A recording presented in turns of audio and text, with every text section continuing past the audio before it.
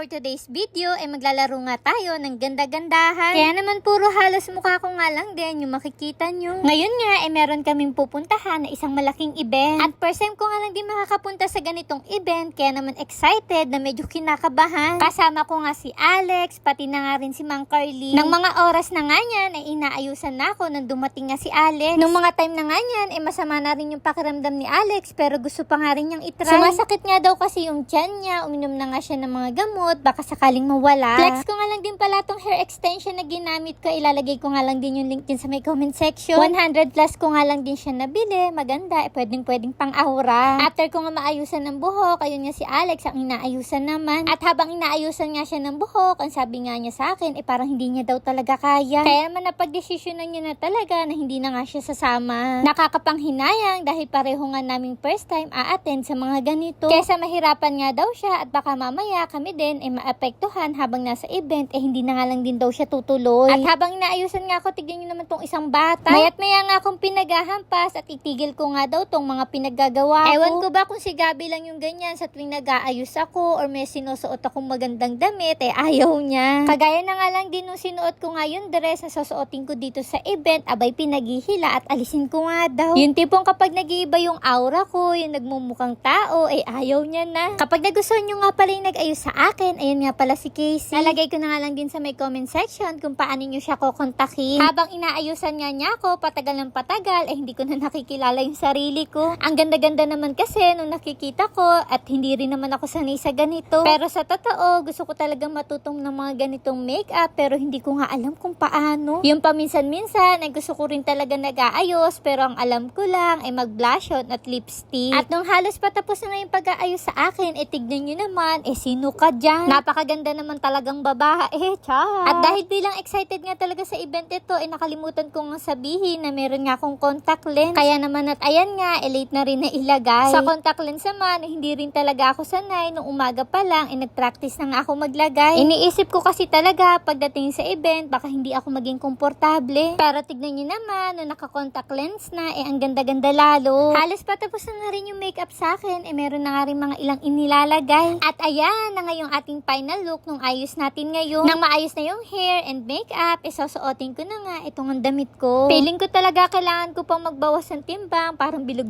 na naman ako. At syempre, hindi ako aalis ng event kung wala si Carlo. Nung nakita ko nga yung suot-suot niya, parang hindi rin talaga ako sanay. Saan punta mo?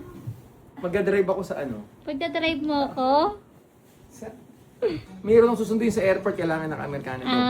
Diba, for today's video, iba ang level up namin ni Mang Carly. At tignan nyo naman tong aking driver bodyguard. Sabi ko, picture nga lang kami kung makahawak sa bewang ko. Bago nga kami bumiyahin ng Pamaynila, sinundo muna ni Carlo, ito nga si Sandro. Gulat na gulat pa nga sa itsura ko, tinatanong pa nga niya kung ako nga daw ba yung mami niyo or si Ate Alex. You don't look like mommy. You don't like, I don't look like mom? Yeah, but you still look beautiful. Oh, thank you.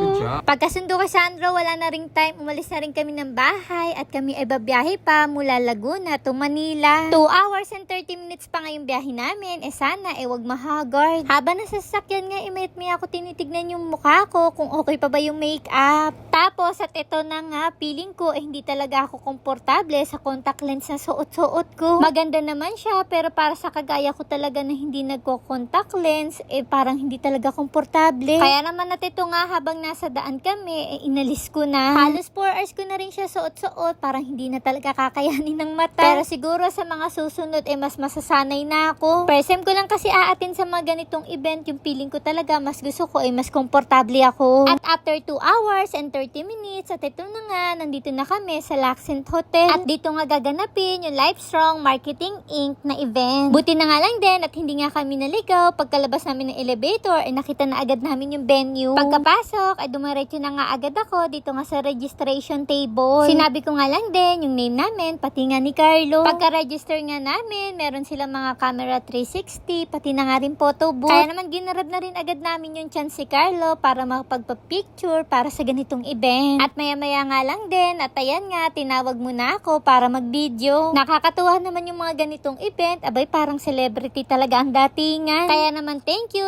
Livestrong Marketing Inc. para sa ganitong experience. At yun lang din muna ang mga chika for today's event. O siya, hanggang dito na lang. Bye-bye!